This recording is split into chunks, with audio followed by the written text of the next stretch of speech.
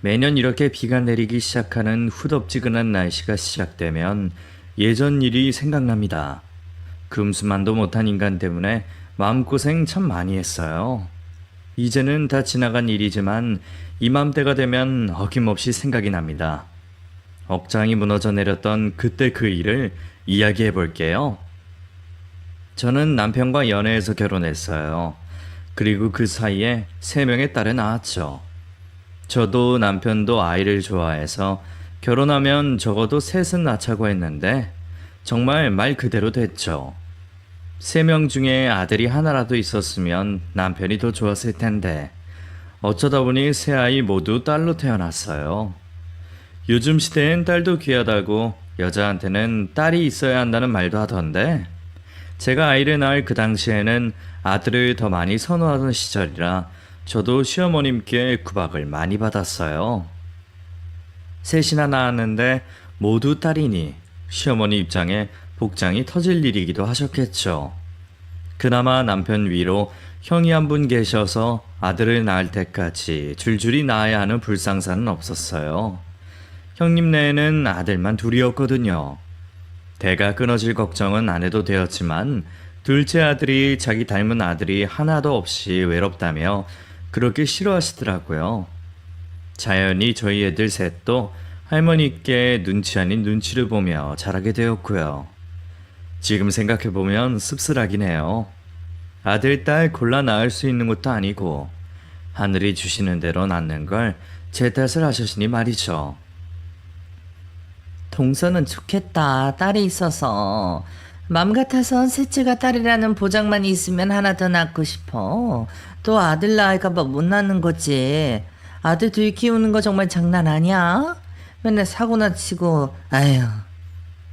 그래도 아들이 든든하잖아요. 그건 그렇지. 그래도 키우는 맛은 딸이야. 머심에도 애교도 없고 그래. 어쨌거나 나는 동서가 부러워. 시어머님께 싫은 소리 들으며 사는 거 뻔히 알면서 형님은 만날 때마다 저더러 딸 많아서 부럽다는 말을 하곤 했어요. 진심인지 놀리는 건지 알 수는 없었지만 아무리 좋게 생각하려고 해도 제 처지에 그 말이 곱게 들리지 않더군요. 아니과도 어쩌겠어요. 손윗동서랑 말싸움할 수도 없고 그때는 다들 그렇게 살았어요. 입이 있어도 말 못하고 서럽고 서운해도 내색 없이 살았죠 뭐. 아이들 셋 중에 첫째와 둘째는 성향이 외향적이라 싫은 건 싫다고 얘기하는 그런 아이들이에요. 그래서 어릴 때 할머니가 남자 형제들이랑 자기들을 편애한다며 할머니 집에 안 간다고 할 때도 있었고요. 애들이 더 잘 알잖아요. 자기를 좋아하는지 아닌지 그런 느낌 같은 거요. 할머니가 옛날 분이라서 그러신 거라고 타일러도 애들은 속지 않더라고요. 투덜거리면서도 본가에 가서는 예의 바르게 행동하고 그랬는데 중고등학생이 되면서 머리가 굵어지더니 어느새 본가에 갈 때면 따라 나서지 않더군요. 애들이 워낙 질색을 하니 애들 아빠가 언성을 높여서 혼을 내기도 하고 타이르기도 했지만 말을 듣지 않았어요. 나중에는 시어머님도 아이들이 멀리 한다는 걸 알고 속상해 하셨지만 어쩌겠어요. 이미 버스 떠난 걸. 애들 마음이 그 버스처럼 떠나버렸으니 되돌릴 방법이 없었죠. 위에 둘과 달리 셋째 딸아이는 성향이 조용하고 온순한 아이였어요. 한 배에서 태어났는데도 어찌 그리 다른지. 감정적이지 않고 속으로 삼키는 성격이라 키우는 동안 저와 남편도 셋째에게 마음을 많이 썼습니다. 혹시라도 속으로 끙끙거리는 일이 있을까봐 대화도 자주 나누고 관심도 많이 가져줬어요.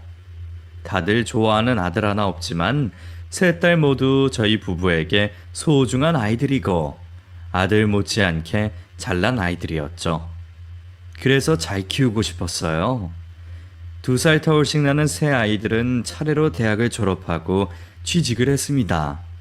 학창시절에는 사춘기가 와서 첫째와 둘째가 조금씩 방황을 했지만 금세 자기 자리로 돌아왔고 셋째는 그런 방황조차도 하지 않았어요. 그렇게 큰 소동 없이 학생 시절을 보냈고, 첫째는 디자인 회사를, 둘째는 유통회사에, 셋째는 피아노를 전공해서 학원을 운영했어요. 아주 큰 돈을 버는 그런 일은 아니었지만 다들 자기 몫은 똑 부러지게 해서 저희 부부 걱정이 없었습니다.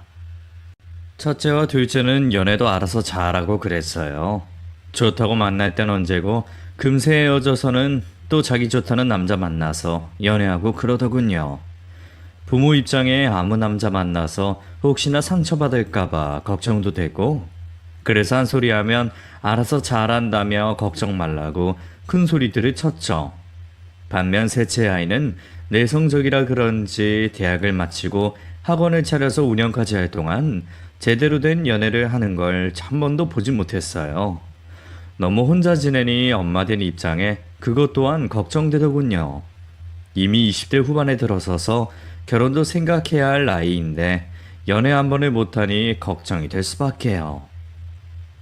정연아, 너는 주위에 소개팅 해준다는 사람 없니? 소개팅? 해준다는 사람 있긴 한데 내가 안 한다고 했어. 왜? 너도 언니들처럼 연애도 하고 그래야지. 맨날 집이랑 학원만 왔다 갔다 하면 재미없잖아. 연애도 젊을 때 해봐야지. 그렇긴 한데 별로 마음에 드는 사람도 없고. 정연이는 걱정하지 마. 내 개모임에도 우리 정연이 중매서겠다는 사람들 줄을 섰어. 이렇게 이쁘고 조신한 애들 요즘 흔하지 않지. 정연아, 아빠가 됨됨이 된 남자 골라서 대령 할 테니 그 중에서 골라 잡아라. 골라 잡기는 물건 고르는 것도 아니고. 하여간 걱정 마. 정 안 되면 아빠가 평생 데리고 살면 되지. 셋째 딸에게 유별난 남편은 딸이 나이가 먹어가도 걱정 하나 없이 태평하기만 했어요. 성질이 워낙 고운 아이라 혹시나 시집가서 고생할까봐 그게 더 걱정이 되는 남편이었죠. 그 마음 어떤지 모르는 바는 아니나 그래도 사람이 순리대로 살아야 하는 거잖아요. 언젠가는 해야 할 결혼, 적당한 나이에 하는 게 여러모로 낫다는 제 생각과는 거리가 먼 남편이었죠. 첫째와 둘째 모두 자기 좋다는 남자를 하나씩 데려와 결혼시켜달라고 해서 그렇게 해줬어요. 둘 다 알아서 고르고 골라왔더라고요. 집안도 너무 기울지 않았고 사이될 사람들 직장도 나쁘지 않았어요. 첫째 사이는 제약회사에 다녔고 둘째 사이는 연구원이라 우리 딸들 데려가서 고생시킬 것 같지는 않더군요. 무엇보다 그 둘 다 우리 애들 아니면 안 된다고 꼭 결혼하고 싶다고 하더라고요. 그래서 시집 보내도 되겠다 싶었어요. 사랑받고 사는 게 여자 인생에 중요하잖아요. 저도 결혼해보니 그게 제일 중요하다 싶고요. 그렇게 두 딸을 시집 보내고 마지막 남은 막내딸은 연애가 잘 안 되니 기다려주자 싶었어요. 그래서 마음을 천천히 먹고 있는데 어느 날 저에게 전화가 한 통 왔어요. 세희 엄마, 너무 아까운 자리가 하나 나왔는데 그 집 막내딸 맞선 안 볼래? 맞선? 남자 집안이 너무 좋아. 놓치기 아까워서 내가 자기한테 먼저 말 꺼내는 거야. 동네에서 중매쟁이로 유명한 여편네가 저희 막내딸 맞선을 보라며 연락이 온 거죠. 이미 천천히 결혼시키기로 마음을 먹었는데다 한 번도 맞선이란 걸 해본 적이 없어서 선뜻 내키진 않았어요. 그래서 대답을 못하고 있자 중매쟁이가 계속 밀어붙이더라고요. 아이, 생각할 필요 없어. 집안이 얼마나 좋은데. 이 집에 시집만 가면 고생 끝. 사업하는 집안이라 먹고 사는 거 걱정할 필요가 없어. 나도 개인적으로 아는 집이 아니고 아는 언니한테서 연락받은 거야. 자만 아가씨 하나 알아봐 달라고 하길래 세희 엄마가 바로 생각나더라니까. 아무나 맞선 볼 수 있는 사람이 아니야. 망설이는 제가 답답하다는 듯 계속 밀어붙이는 통에 저도 혹하고 넘어가 버렸어요.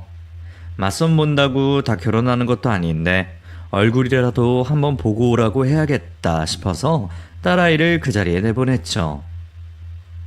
엄마, 나 안 나가고 싶은데. 그냥 만나보고 아니다 싶으면 안 만나면 돼. 그냥 차 한 잔 마시고 온다 생각해. 마음 편하게.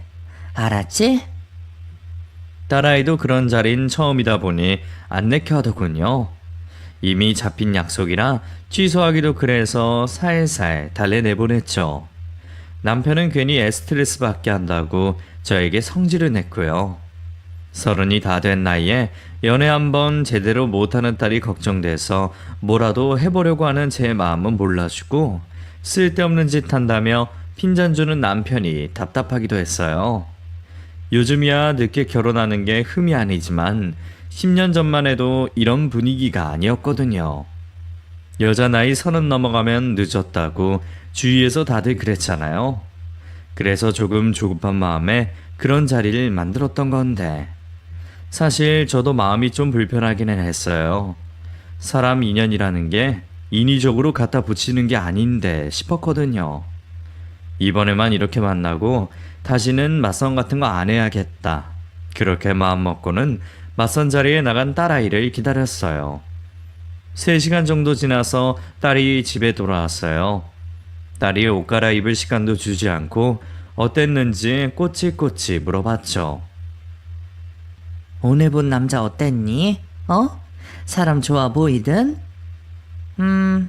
매너는 좋은 사람 같았어요. 인상도 괜찮았고. 그래, 마음에 들었어? 또 만나기로 했니? 저 때문에 억지로 나가는 모양새라 잘 될 거라는 기대는 하지 않았는데 딸의 반응을 보니 나쁘지 않았던 모양이었어요. 그래서 저도 조금 기대하게 되었고요. 딸은 첫 만남이었지만 말도 잘 통했고 같이 있는 시간이 싫지만은 않았다며 또 만나기로 했다는 얘기도 들려주더군요. 의외의 대답에 제 마음이 다 들떴습니다. 사람 인연이란 게 어디서 어떻게 될지 모르는 거잖아요. 그래서 기대가 됐어요. 그 맞선을 본 사람과 제 딸의 앞으로 가요. 사람한테 쉽게 마음을 못 여는 딸이지만 그 맞선 남과는 만남을 계속 이어나가는 것 같더군요. 학원을 마치고 그 사람과 저녁을 먹고 들어오는 날도 종종 있었고 주말이면 근교로 드라이브로 가기로 했다면서 다녀오기도 하고요. 매번 약속이 있다고 할 때마다 옷이며 화장이며 신경 쓰는 딸의 모습을 보면서 흐뭇하기도 했어요. 맞선 자리에 내보낸다고 싫어하던 남편도 딸이 좋아하는 기색을 보이자 그 맞선 남에게 관심을 보였고요. 정연아, 그 만나는 사람 어떤 사람이니? 우리가 한번 볼까? 집에 저녁 식사 자리에 초대라도 해보지 그래. 네, 아빠. 얘기해 볼게요.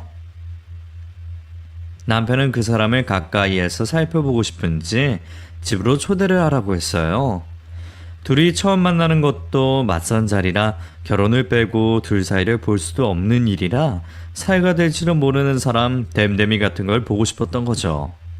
마침 저도 그 사람이 너무 궁금했기에 집으로 초대하는 걸 적극 찬성했고요. 혹시나 부담스러워하지는 않을까 걱정을 했는데 흔쾌히 초대에 응했시더군요. 그리고 드디어 그 맞선 남을 만나게 되었어요. 만나기로 한 날 저녁 딸과 함께 저희 집을 방문한 그 사람은 크도 크고 인물도 훤칠했어요. 사진으로 본 얼굴보다 훨씬 잘생겨 보이더군요. 처음 뵙겠습니다. 이기백이라고 합니다. 어서 와요. 정연이한테 얘기 많이 들었어요. 정연 씨가 누굴 닮아 이렇게 예쁜가 했더니 어머니를 닮았나 보네요. 정말 미인이십니다. 있는 집 자식이라고 해서 혹시나 거만하지는 않을까 했는데 생각보다 성격이 좋더라고요. 어른 앞에 공손할 줄도 알고 식사 예절이야 두말할 것도 없고요. 남편도 처음에는 눈빛이 날카롭다가 식사를 같이 하면서 점점 눈빛이 누그러지더군요. 찬찬히 보아하니 나쁘지 않은 것 같았어요. 저도 남자다운 모습에 다정한 모습까지 또 밥 먹으면서 계속 딸아이를 챙기는 모습이 마음에 쏙 들었죠. 어머님, 아버님, 저 정현 씨와 결혼하고 싶습니다. 저녁상을 물리고 술과 다과를 준비해 둘러앉았는데 갑자기 결혼 얘기를 꺼내더군요. 맞선이지만 만난 지 2달도 채 되지 않은 때라 깜짝 놀랐어요. 어차피 저희 맞선으로 만난 사이지 않습니까? 솔직히 저도 어머니가 마련하신 자리라 기대 없이 나갔었는데 그곳에서 제 인생의 동반자를 만났어요. 저 정혜씨 정말 많이 좋아합니다. 결혼해서 제가 행복하게 해주겠습니다. 저도 남편도 그리고 딸아이마저 깜짝 프로포즈의 놀란 표정을 감출 수가 없었어요. 그 이후에도 저희 딸이 아니면 안 된다는 말을 몇 번이나 하면서 만남 첫날에 한눈에 반했다고 하더군요. 갑작스러운 상황이긴 했지만 이렇게 열렬히 고백하니 보기가 좋았어요. 평소에 제가 딸보다 딸을 더 좋아해주는 사람에게 시집을 보내주고 싶었다고 했잖아요. 그런 생각을 갖고 있었기에 그 자리에서 본 맞선남의 행동은 제 마음에 쏙 들었죠. 남편은 맞선남의 프로포즈에 기분이 썩 좋은 것 같진 않았지만 저는 이만하면 시집 보내도 되겠다 싶었어요. 프로포즈를 받은 당사자인 딸은 어떤가 싶어 슬쩍 쳐다봤더니 수줍게 미소 짓고 있는 모습이 싫지 않은 것 같더군요. 그날 그렇게 식사를 하면서 결혼 얘기가 나왔고 그 후 6개월 뒤에 딸과 맞선남은 결혼식을 올리게 되었어요. 정말 생각도 않았던 결혼식을 일사천리로 진행하게 되었어요. 처음 저희 집에 전화가 왔던 그 중매쟁이의 말대로 사돈이 될 집은 사업을 하는 집이었고 집안 대대로 내려오는 사업이라 규모가 제법 컸어요. 듣기로는 소유한 빌딩도 여러 채고 그 집안으로 되어 있는 땅도 많다고 하더군요. 사돈 댁의 재력을 나중에 알게 됐는데 그 정도 되는 집안 장남에게 우리 딸이 시집 간다는 게 처음에는 얼떨떨하기만 했어요. 왜 돈 많은 사람들끼리 사돈 맺고 그런다잖아요. 저희 집도 남편이 열심히 일을 해줘서 집이 있고 차도 있지만 사돈 집과 비교했을 때 한참 부족한 재력이라 혹시나 딸이 시집가서 무시받고 살면 어쩌나 하는 걱정도 들더라고요. 하지만 그런 우려와 달리 상견례부터 혼수까지 사돈 집에서 요구하는 건 별로 없었어요. 저희 집에서 준비할 수 있는 대로 하고 나머지는 자기들이 하겠다며 부담 가지지 말라는 말까지 전하더라고요. 흔히 TV에 나오는 졸부 부잣집은 아닌가 보다 싶었어요. 그런 점이 그나마 안심이 되었다고 해야 할까요? 하지만 그건 그거고 저 나름 상견례를 하면서 결혼식을 올릴 때까지 맘 편할 날이 하루도 없었습니다. 이런 제 속사정을 모르는 동네 사람들은 부잣집이랑 사돈 됐다며 부럽다고 난리였죠. 특히 그 중매쟁이는 한턱 내라고 야단이었고요. 남들이 다 부러워하는 집안과 사돈이 되었으니 자기 덕이다 이거였죠. 남들이 다 부러워하는 그런 집에 딸이 시집가게 돼서 좋은 것도 있었어요. 어쨌거나 먹고 살 걱정 안 해도 되고 있는 집이니 고생스럽지는 않겠지 싶기도 했어요. 이래저래 눈치 볼 곳은 많아 신경은 쓰이겠다만 어느 집안이든 며느리가 마음고생 안 하는 곳은 없잖아요. 그러니 없는 집보다는 낫다는 마음으로 딸을 보낼 준비를 차근히 했어요. 내일 가구 들어가면 되지? 엄마. 비번이랑 알아놨어. 둘이 살 건데 너무 넓은 곳으로 구해준 거 아니니? 우리 능력선에서 혼수 준비한다고 했는데 너무 휑할까봐 걱정이다. 둘이 살 건데 각오해봤자 거기서 거기지. 요즘은 꽉꽉 안 채우고 살아. 걱정 마요, 엄마. 사돈 댁에서 애들 신혼집으로 구한 집이 50평대였어요. 둘이 사는 집이니 20평이나 나중에 생길 아이들 생각해서 30평대 해도 되겠다고 생각했는데 50평이라는 말을 듣고 얼마나 놀랬는지 그 안에 해놓을 혼수부터 걱정이 되더군요. 시댁에서 딱 필요한 물건만 해놓으라고 했다는데도 제 마음이 그렇게 않잖아요. 오는 게 있는데 너무 또 안 해가면 딸이 혹시 살면서 구박이라도 받을까봐 걱정이 되고요. 가구 몇 개만 넣는다고 해도 만만한 브랜드로 살 수는 없을 것 같아서 그것 또한 걱정이었어요. 막내딸 시집 보낸다고 준비해둔 돈이 3천만 원이었는데 그걸로는 부족하겠다는 생각에 고민에 빠졌을 때 첫째, 둘째가 봉투를 건네주더군요. 이게 뭐야?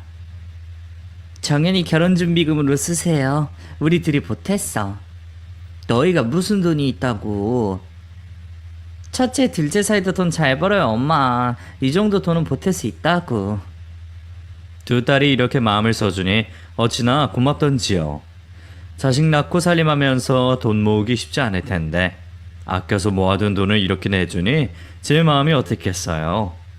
집안에 돈 끌어다 사업하고 집 사고 하는 아들보다 100배 나은 딸들이었죠. 암요. 아들 하나 없어도 전혀 부럽지 않을 딸들이었어요. 이렇게 온 가족이 마음을 모아서 막내의 결혼식을 준비했고 드디어 막내딸이 결혼식을 올렸어요. 새하얀 드레스를 입은 딸이 신랑 손을 잡고 식장에 들어서는 모습이 어찌나 눈부시게 예쁘던지. 곱디고 온 내 자식이 이제는 내 품을 떠나서 다른 곳에서 삶을 살아간다는 게 실감이 잘 나지 않았어요. 결혼식이 진행되는 내내 눈물이 어찌나 나는지 손수건을 손에서 놓을 수가 없더라고요. 남편도 마음이 먹먹해서 말을 잘 못하고 있었고요. 그렇게 마지막 남은 딸을 시집 보냈어요. 맞선을 내볼 때만 해도 시집 갈 생각이 없는 딸이 답답하고 걱정이 됐는데 막상 시집을 보내고 보니 마음이 얼마나 허전하고 서운하기도 하고 그렇던지요. 날 때부터 끼고 살았던 딸이라 그런지 온 집안이 텅 빈 것 같고 그랬어요. 아이가 쓰던 물건을 보기만 해도 눈물이 나고 보고 싶고 그렇더라고요. 남편도 저만큼 기운이 빠져서 지냈고요. 하지만 어쩌겠어요. 저희가 적응해서 살아야 하는 걸요. 다 큰 자식을 떠나보내는 것, 그게 순리니까요. 딸이 결혼식을 올리고 한 달이 지난 뒤 점심을 같이 먹자고 딸에게 연락이 왔어요. 신혼여행을 다녀오고 인사 왔다가 간 뒤로 보름이 지났을 때였죠. 안 그래도 어떻게 지내는지 너무 궁금했기에 전화가 반가웠고 그날 딸이 저를 데리러 왔어요. 집 앞에서 딸의 차를 기다리는데 제 앞에 웬 고급차가 멈추는 겁니다. 누군가 싶어 쳐다보니 운전석에 딸이 앉아 있었어요. 엄마, 얼른 타요. 네 서방 차 타고 온 거야? 아니, 아버님이 차 사주셨어. 결혼 선물이라고. 세상에. 시아버님이 딸에게 사준 차는 벤츠라는 고급차였는데 그 중에서도 꽤나 비싼 차였어요. 그걸 며느리에게 선물로 사주셨다니 너무 놀랬죠. 살아생전 처음 타보는 고급 승용차였어요. 그 비싼 차를 우아하게 운전하는 딸의 모습이 남달라 보이더군요. 이렇게 비싼 차를 선물로 다 주시고 네가 시집가서 예쁨 많이 받고 지내나 보다. 아, 이서방도 그렇고 시부모님도 그렇고 다 잘해주셔? 그래, 어른들 예뻐해 주실 때 네가 더 잘하려고 애쓰고 그래. 알았지? 없는 집 딸이라고 괄시받으면 어쩌나 걱정했는데 이렇게 이쁨 받고 살고 있으니 마음이 편해졌어요. 우리 막내가 복덩이구나 싶은 게 이렇게 좋은 집안에 시집 갈 줄은 꿈에도 몰랐거든요. 부디 아들, 딸 잘 낳고 앞으로도 풍파 없이 살길 바랄 뿐이었어요. 딸도 딸이지만 사이도 저희에게 참 잘했어요. 전화도 자주 오고 장모님 장모님 하면서 딸과 함께 자주 얼굴을 비췄죠. 그렇게 반년의 한결같은 모습을 보여줬기에 사이의 됨됨이에 대해 의심할 거리가 없었어요. 당연히 딸아이도 남편한테 사랑받으며 잘 지낼 거라고 철석같이 믿었고요. 하지만 인생이 바라는 대로만 흐르지는 않았습니다. 막내가 결혼을 하고 반년이 지나면서 서서히 사위가 변하기 시작했어요. 전화도 뜸해지고 딸과 함께 찾아오는 횟수도 줄어들었죠. 서운한 마음이 들었지만 시간이 흐르면서 자연스럽게 그렇게 된다고 여겼어요. 어떻게 처음처럼 한결같이 사람이 그럴 수가 있겠어요. 그런데 다만 걱정되는 게 있다면 딸의 목소리가 그리 밝지 않다는 거였어요. 정연아, 점심 먹었어? 이서방은 출근 잘했고. 엄마. 엄마는 점심 드셨어? 먹었지. 정연아, 무슨 일 있어? 너 목소리가 왜 이래? 무슨 일은 아니야. 어제 늦게 자서 피곤해서 그래. 꼭 울었던 애처럼 목이 잠기고 코맹맹이 소리가 나는 것 같았어요. 이상하다 싶어 물었지만 딸은 아무 일 없다고 했죠. 집으로 찾아간다니 시어머님이 자주 오신다고 오지 말라고 하는데 시집살이를 하나 싶어 마음이 불안하기만 했어요. 그렇다고 한들 무슨 수가 있겠어요. 어려운 일이 있으면 아이가 슬기롭게 헤쳐나가기만을 바라는 것밖에는 수가 없는걸요. 제가 대신 살아줄 수도 없으니 집에서 걱정만 붙들고 있어야 했어요. 도저히 가만히 있을 수 없어 반찬 몇 가지 만들어 딸네 집으로 갔습니다. 오지 말라고 했지만 사돈이랑 마주치면 인사하면 될 것을 제가 못 갈 곳 가는 것도 아니고 이렇게 숨죽여 눈치 보고 있어야 되나 싶더라고요. 그래서 갔어요. 주말을 맞아 사위 얼굴도 볼 겸 장딱 한 마리도 푹 고아서 싸들고 출발하면서 전화를 했어요. 그랬더니 마지못해 알겠다고 대답하는 딸이었어요. 뭔가 있긴 있는 것 같더군요. 가서 얼굴이라도 봐야 이 걱정거리가 사라질 것 같아 서둘러 갔어요. 엄마, 어서 오세요. 뭘 이리 바리바리 싸들고 오세요. 통이 커서 그래.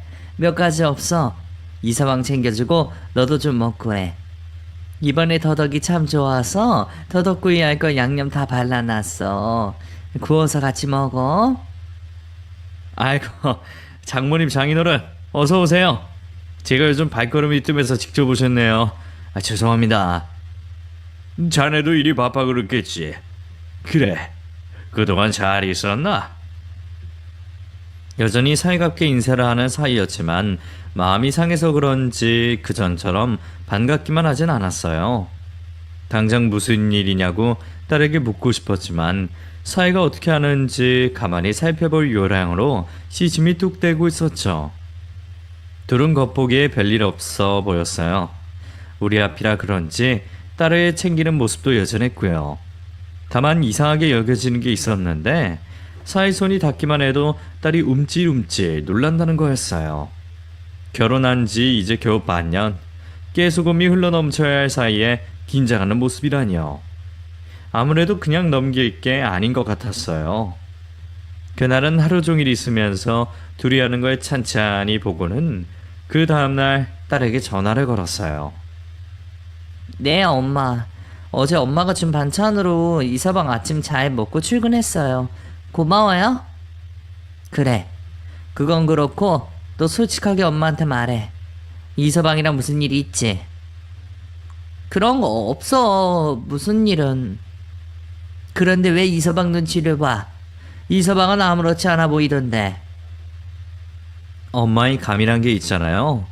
분명히 뭔가 있는데 딸은 아무 일도 없다며 피곤해서 그런 거라고만 하더군요. 지 부모가 걱정할까봐 또 말없이 속으로 삼키는 게 분명했어요.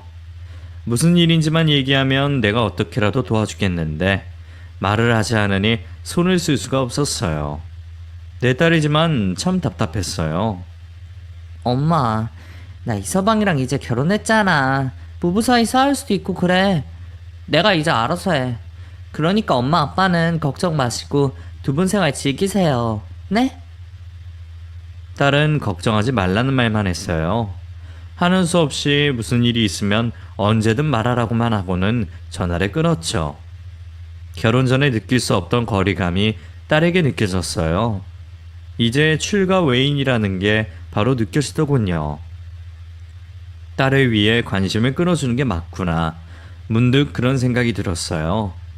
품 안의 자식이라고 이제는 결혼도 해서 훨훨 날아갔는데 자꾸만 둥지에서 살 때 모습만 기억을 하고 제가 품으려고 하는 것 같았죠. 홀로 서기는 저에게 필요한 것이었는지도 모를 일이었어요. 그때부터 딸을 전적으로 믿어주기로 하고 약간의 거리 두기를 했습니다. 물론 전화통화는 자주 했어요.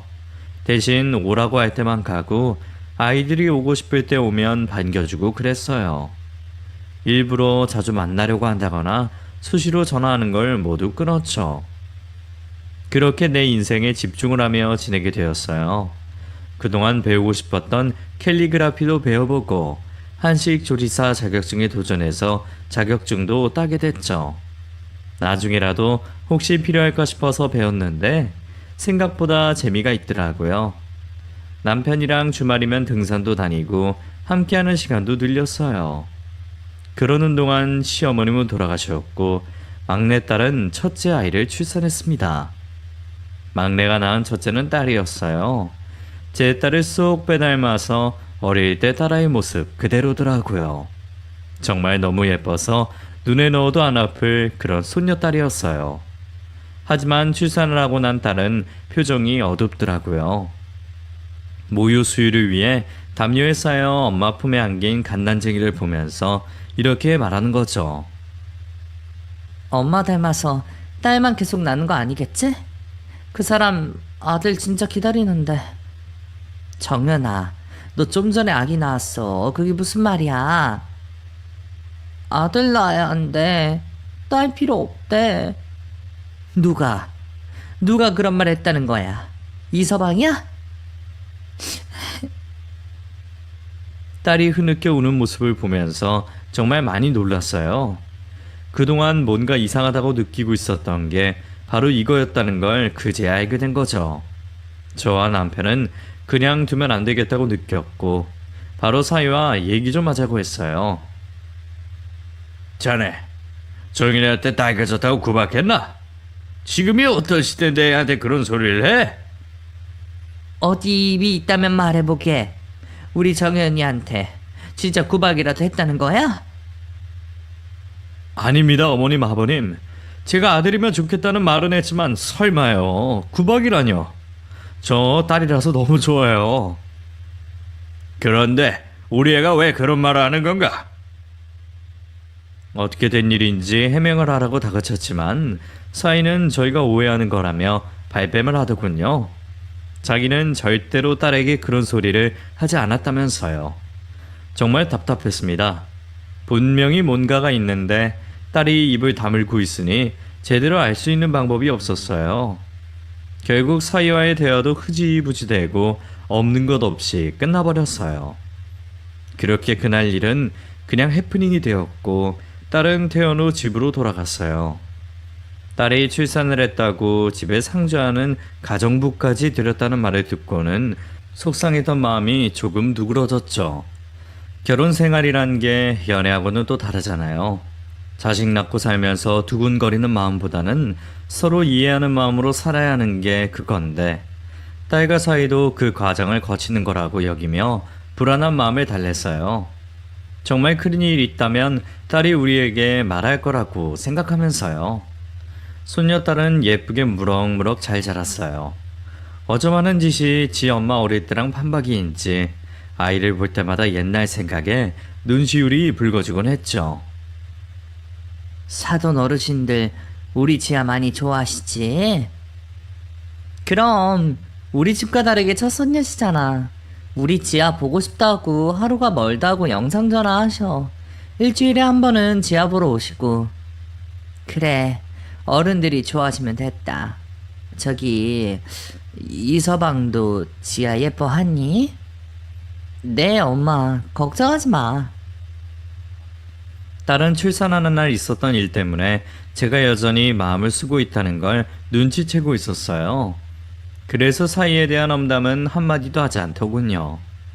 가정에 충실하다고는 하는데 그 말이 사실인지 믿음이 가지 않았어요. 왜냐면 딸이 볼 때마다 살이 빠져 있었으니까요.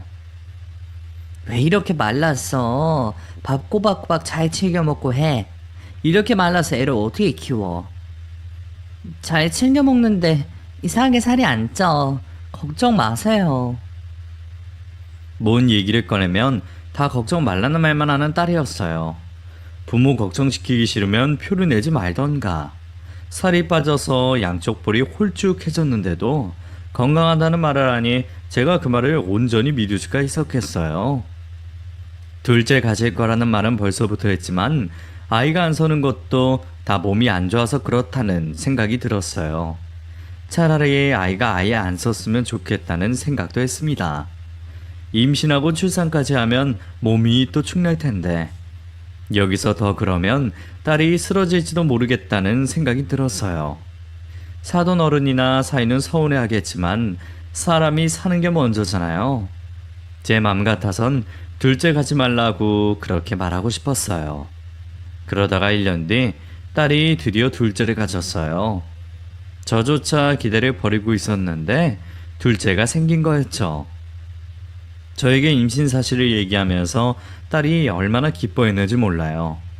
한껏 들뜬 목소리로 임신 소식을 알리는데 저도 너무 기분 좋더라고요. 계속 말라서 이제는 뼈밖에 없는 몸이 걱정이 돼서 임신 기간 동안 작정하고 챙겨 먹여야겠다고 혼자 다짐을 하고 있었죠. 우선은 입덧부터 무사히 넘기는 게 미션 아닌 미션이 되었어요. 우여곡절 끝에 입덧 기간이 지나고 식사를 제대로 할 수 있을 때쯤 딸도 입맛이 도는지 제법 음식을 먹더군요. 삐쩍 말라선 입안 가득 음식 먹는 모습이 예뻐 보이다가도 안쓰럽고 그랬어요. 제발 막달까지 무사히 지나서 건강하게 출산하기를 바라며 매일매일 딸을 챙겨줬습니다. 임신 5개월이 지나고 드디어 아이의 성별이 나왔어요. 딸은 아들을 바랬는데 아쉽게도 또 딸이었죠. 성별을 알고 나서는 집에 와서 얼마나 울던지. 이번에는 정말 아들일 거라고 믿었다면서 펑펑 울더군요. 사이 때문에 얘가 이러는 거구나 싶었어요. 그게 아니면 조금 아쉬워하고 말 것을. 이렇게 대성통곡까지 할 일이 없으니까요. 저와 남편은 딸이 안타까워 어쩔 줄을 몰랐어요. 부잣집에 시집가면 고생을 덜 할 줄 알았건만 마음고생을 이렇게나 많이 하며 살고 있으니 그 재력이 다 무슨 소용인가 싶더군요. 이후 딸은 이전처럼 열심히 먹질 않았어요. 입맛을 잃었나 싶어 이것저것 음식을 만들어줬는데도 1인분도 채 먹지를 못했어요. 막달이 가까울수록 뱃속의 아이는 커지고 딸은 더 말라가더군요. 막달에는 정말 미라 같은 모습이 되어서 영양제를 링거로 맞아가며 버텼어요. 그렇게 꾸역꾸역 버티는 걸 곁에서 지켜보는데 억장이 무너지더군요.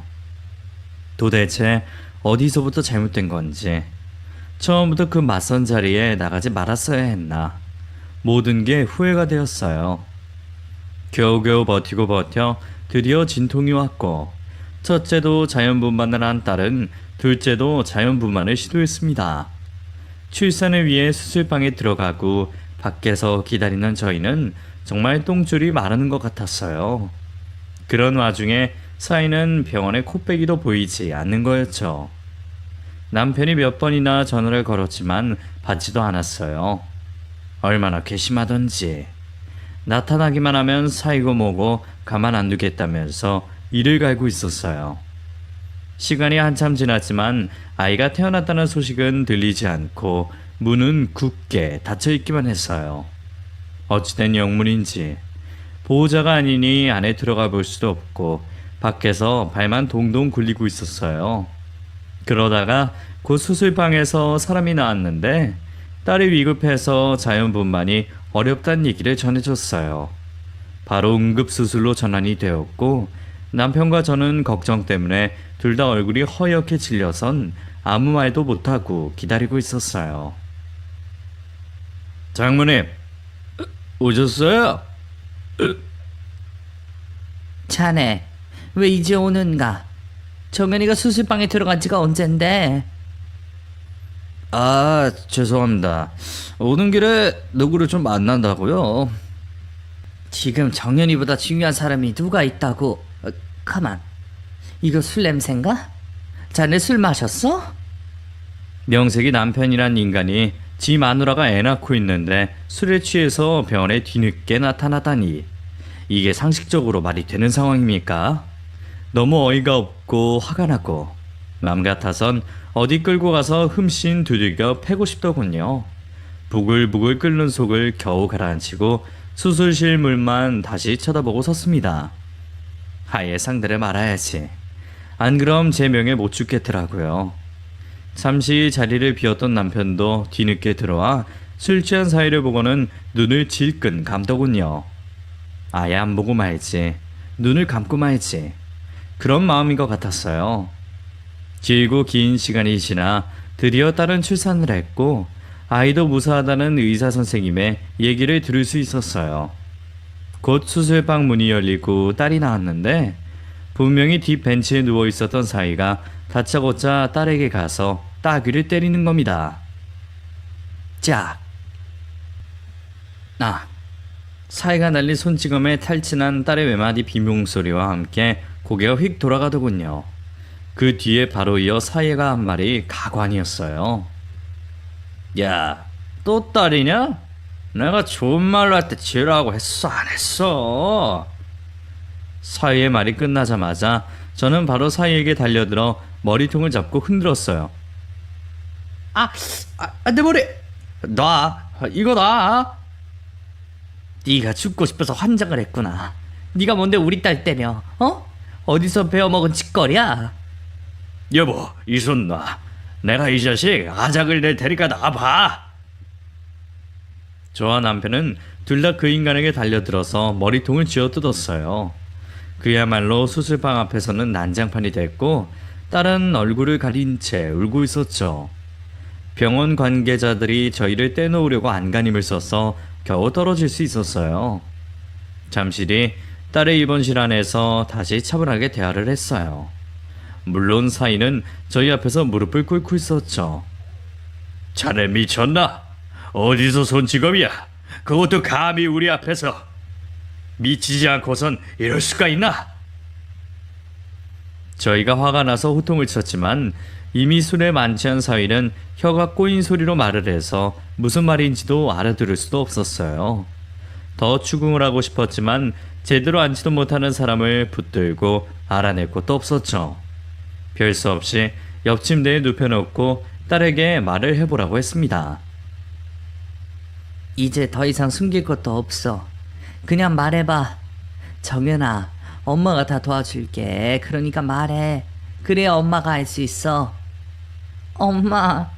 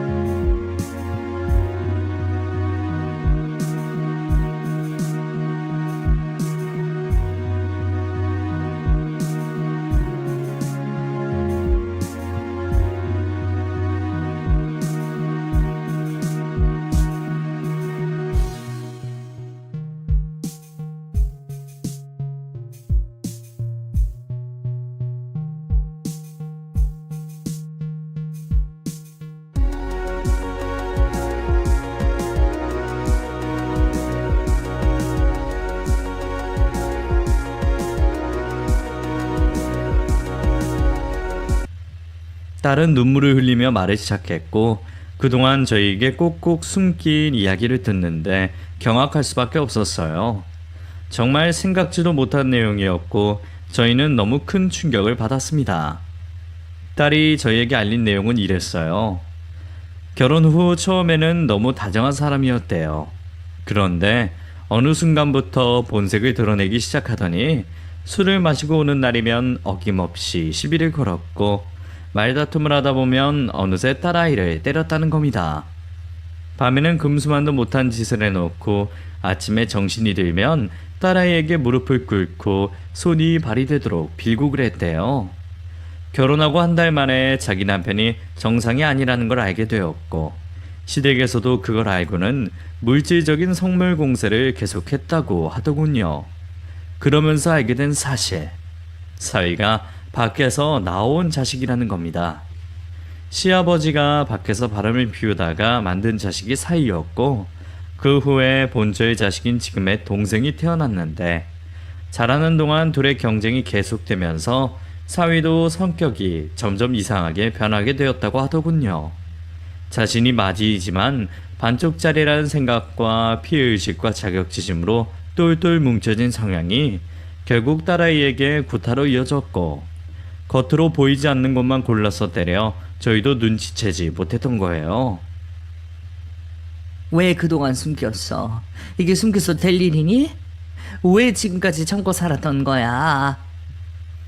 처음에는 저 사람이 친정에 알리면 엄마 아빠한테 해코지하겠다면서 그렇게 날 협박하잖아. 그래서 참았어. 내가 조용히 있으면 잘 넘어가니까. 그러다가 지아가 태어나면서 지아 때문에 말할 수가 없었어요. 아이가 혹시나 알게 될까봐. 그래서 정연아, 이 불쌍한 것. 아이고 어쩌면 좋아. 아휴. 저는 딸을 부둥켜 안고 흐느꼈어요. 제 딸이 너무 불쌍해서 어찌할지 모르겠더라고요. 남편은 잠든 사이는 멱살을 붙잡고 주먹을 날리고 싶어 부들부들 떨고 있더군요. 이미 눈에선 눈물이 흐르고 있었고요.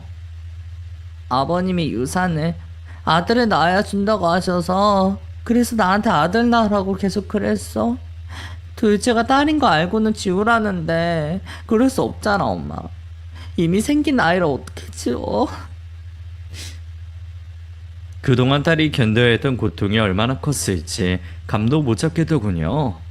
너무 화가 나고 속이 상해서 심장이 찢어지는 것 같았어요.